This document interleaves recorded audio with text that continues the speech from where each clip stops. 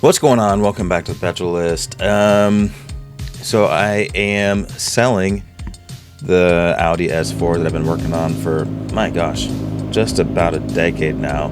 And, I'm going to have some time to think through, like, how would I replace that vehicle?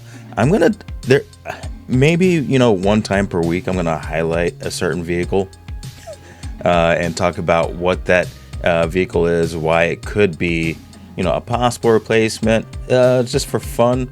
I don't plan on doing anything anytime soon, but I think it's fun exercise.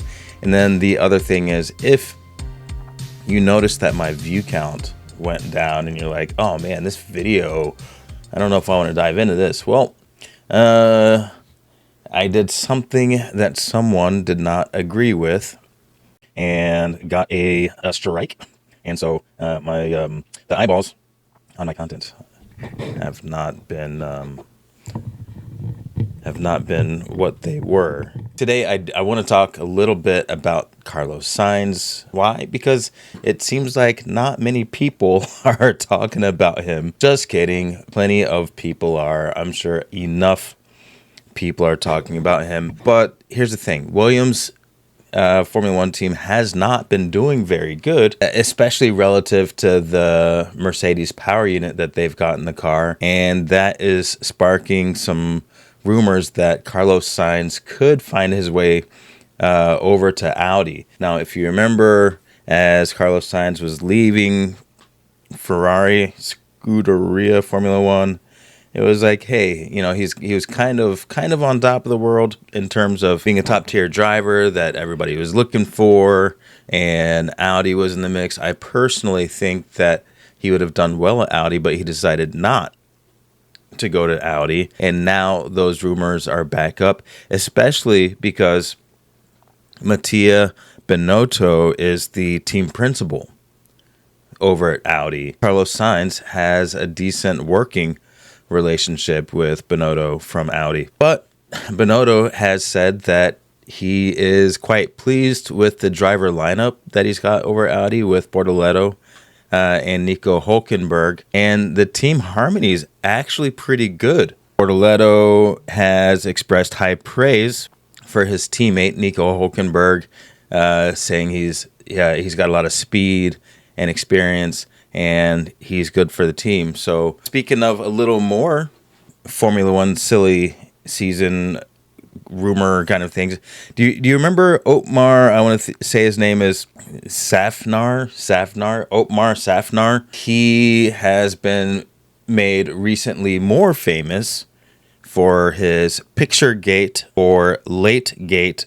comments, where he said that Max Verstappen was always the first person on the grid, the first driver on the grid, and he said some disparaging things about Lewis Hamilton, like he only shows up for pictures. Very famously, Kimi Elman came out and denied all of that, and he brought the receipts, and basically, I'll let you look it up for yourself, but the synopsis was from Kim Elman, was that no, Lewis Hamilton is there early a lot of times. Max Verstappen isn't always the earliest. I think he even said, Lewis Hamilton isn't always the earliest. And he mentioned that Lewis Hamilton most of the time doesn't even stop and pause for the cameras, take pictures with the camera, or, take pictures with the paparazzi and stuff. Typically, he's, hiding his face or going in through a side door or something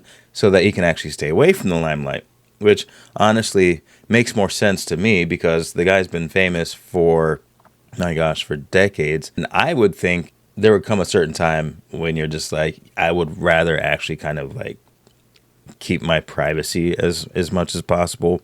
So anyway, Otmar said that he wouldn't mind a return to Formula One. Now, he was the team principal for Force India, Racing Point, Aston Martin, and Alpine. I don't know that anybody is asking him. I think he said this on the High Performance podcast, and he said that the thing that he misses about Formula One is the competitive nature. He's been all over the back markers in the midfield, and obviously he didn't make any kind of phenomenal differences there. So it makes me curious why he thinks he would come back to Formula One. But he did note that it wouldn't necessarily be as a team principal. So I don't know. I think he's pretty good at his podcast, at being part of the podcast. Obviously, they've had some success, but I kind of think he should kind of not stay on script. I don't like saying that people should stay on script, but I think he's got to be a little bit more careful with his words, not due to censorship, but just out of normal conversational norms and mores and expectations of things that you talk about. You talk about things that you're an expert in, or you talk about things that are true, because, I mean, especially with this internet these days, the minute you say something untrue, it's going to be fact-checked, it's going to be retweeted, it's going to be, hey, this you, or somebody's going to just completely debunk it because, thankfully, a whole bunch of information is available, for better, for worse, depends on how you use it, of course. So that is Otmar. Now, Lewis Hamilton and Ferrari are they're planning an amazing second half to the 2026 season. Lewis Hamilton, he emphasized his goals of wanting to galvanize the troops back at Maranello, and I think that is more than just lip service. Clearly, he's doing that. And the pace of the SF26 is really showing it. He's currently second in the Drivers' Championship. He is trailing leader Kimi Antonelli by 50 points, and Ferrari trails Mercedes by only 72 points. So, in theory, could Ferrari come back and fight for either one of those championships? In theory, absolutely, and especially the fact that Hamilton plans to capitalize on reliability. Reliability has been a super strong suit of Ferraris this year, and as they make the incremental improvements, if they can finish every race, get all the points, meanwhile Mercedes, just two DNFs from Kimi Antonelli puts Lewis Hamilton in the lead, which I think also means that Ferrari kind of needs to start backing Lewis Hamilton for the championship, because it's a little bit of a waste of points if they do some kind of papaya rules. Leclerc and Lewis Hamilton are just too far away from each other to pull that off without risking the championships. Now, Hamilton stated that his primary focus is on directing the immense passion into targeted, tangible performance gains and end Ferrari's long title drought. That sounds amazing to me, and everybody always says that being a successful Formula One driver is more than just driving fast. It is how can you rally the troops? How can you lead the team? How well do you work with your racing team, your engineering team, all that kind of stuff? It looks like after kind of a weak start with Ferrari in 2025, Lewis Hamilton is getting comfortable and is starting to get that done. Now, moving on to what kind of vehicle would I possibly replace the S4 with? The vehicle that I would like to highlight this week would be the Reo Truck. Reo Trucks, I believe they started way back in, the 1900s. The company, like many companies at the turn of the last century, went bust, never to be heard from again. Well, somebody has basically reinstated, or I guess maybe bought the license to the Reo name, and what they're trying to produce is basically an American K truck. If you don't know what a K truck is or a K car is, they're smaller cars or smaller trucks utilized in Japan and its prefectures that are, super reliable, kind of, maybe bare bones not super high horsepower, but the main function is utility. Now, I'm a sucker for simplicity. I'm going to read off a couple of the things that I really like about it. It's supposed to be it's a body on frame. It's going to be body on frame. They've got a crew cab, a 4-door pickup truck, and an SUV style. I consulted with Google Gemini, and I had it take a look at the renderings and what we know about the engine. The silhouettes.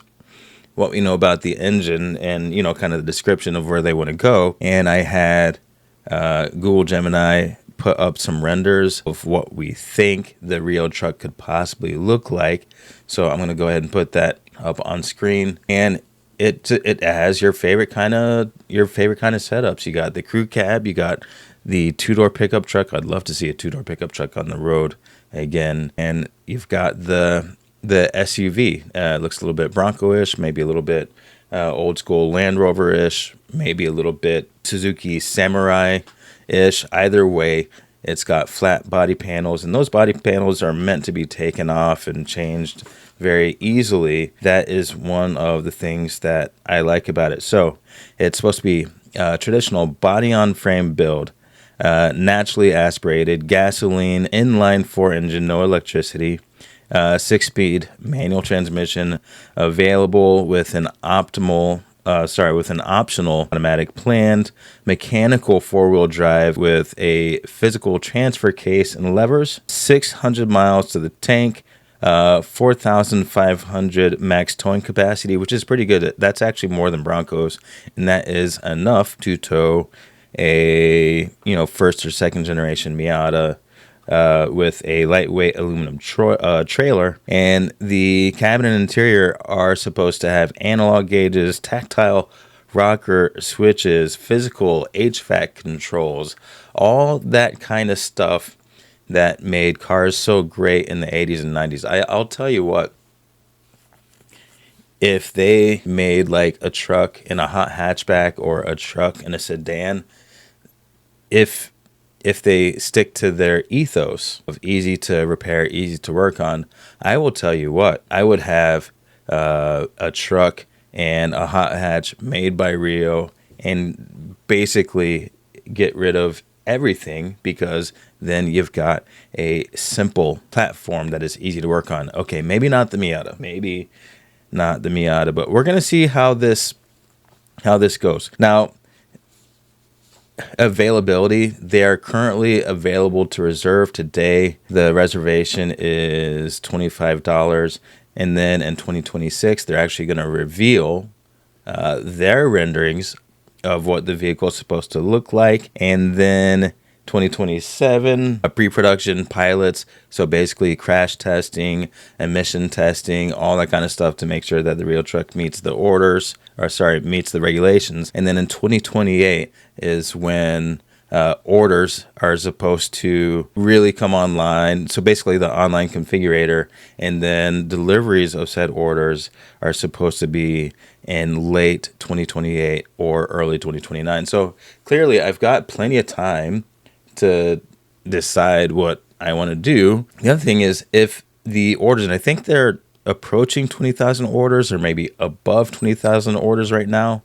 but if other companies look up and see that this concept of a very simple truck, something that people can work on themselves, if they see that this is where people are going in the future, and I don't see why they wouldn't, why wouldn't other manufacturers jump in? Now, the main competitors to the Reo Truck right now are the Ford Maverick, which is about a $29,000 truck. The Slate Truck, which is supposed to be $25,000, which is, I don't think it's a very good option. You got to take a look at that thing. And then used midsize pickup trucks like the Tacoma and the Frontier. And of course, the thing about those, you can get them for between $18,000 and $25,000, but they're out of warranty. And one thing, something that Reo has really been going after in their design ethos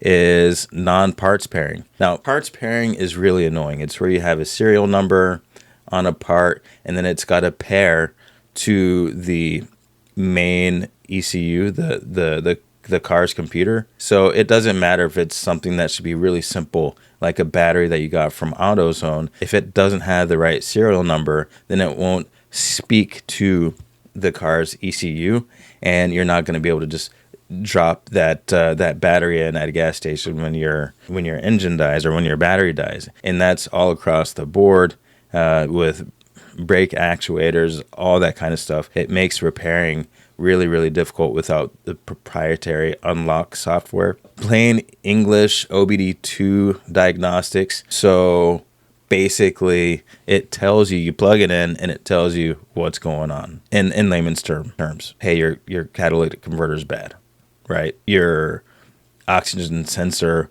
over on the left-hand side, that's bad. I'm not sure, exactly how the turns of phrases are going to be, but, plain English. 20-year guaranteed parts catalog.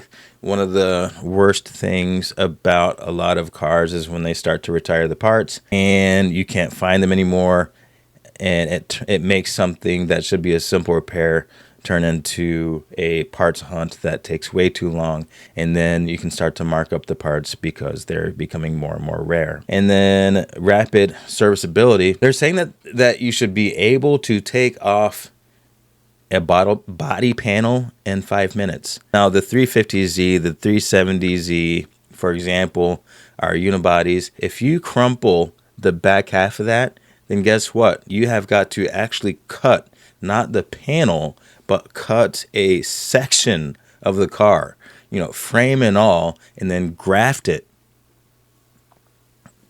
to your car, to your damaged car, in order to make that repair. That's a lot of work, and unless you have the tools and the ambition to do it yourself, crashing one of those is incredibly expensive. So if I could have a track car like a hot hatch or a sedan that was simple, that would be a great track car because parts would be very quick to replace. So that is a candidate that I would consider. I have another one in mind, but I will talk about that one next week.